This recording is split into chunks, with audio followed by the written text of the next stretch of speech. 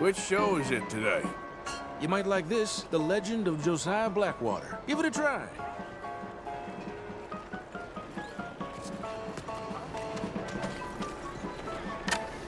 Can I buy a ticket, please? The show will be behind in any of the doors beside the booth. I was conversing with them.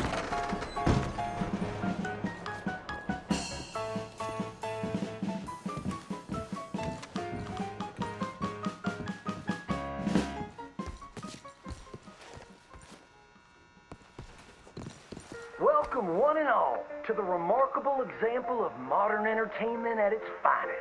Now, most of you youngins, I'm sure, know about our great national hero and pioneer, Josiah Blackwater.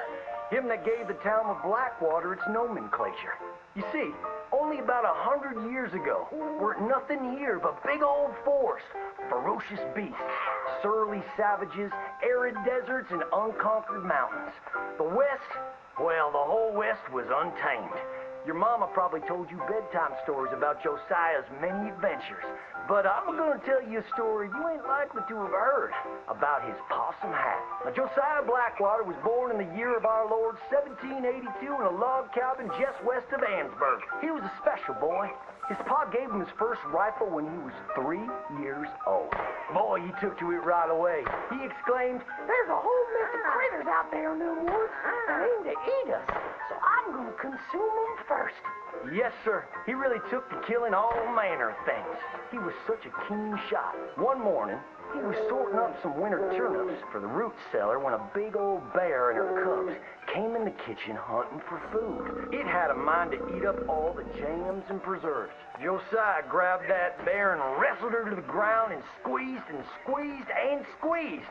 He whooped the tar clean out of that big old critter. Then he tied her up and grabbed them cubs and ground them into sausages while the mama bear watched. That's fine eating. His ma and pa knew right then he was cut out to be the finest wild frontiersman that ever drew breath. But first, they wanted him to get some book learning. After only 3 days of attending school, Josiah beat the living daylights out of the class bully and announced to his daddy that he was tired of ciphering and mathematics on account it's only good for adding up the number of critters or Indians you can kill. So he ran away from home and headed west. Now, these lands were occupied by savages then, and when Josiah Blackwater came scouting through, he recognized it to be a land of splendor, wasted on those that couldn't appreciate it on account of worshiping false idols.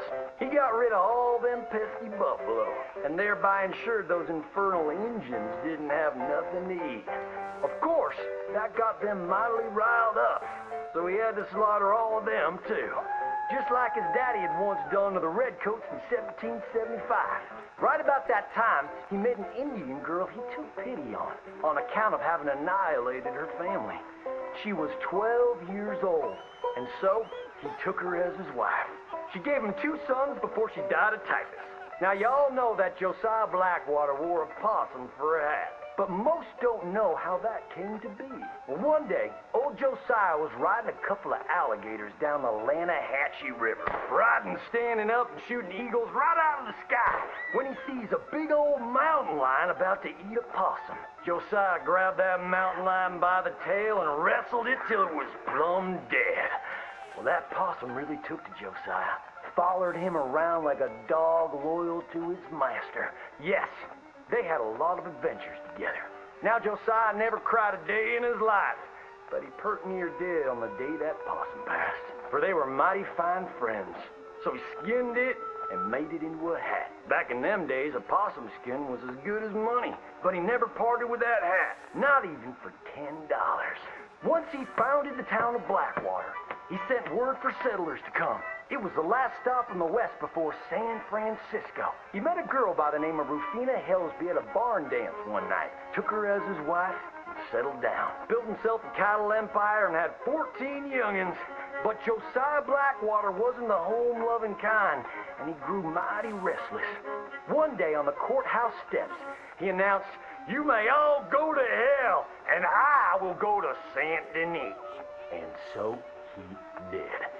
enjoyed French pursuits of strumpets and wanton gluttony, which is where he came upon the idea of running for Congress.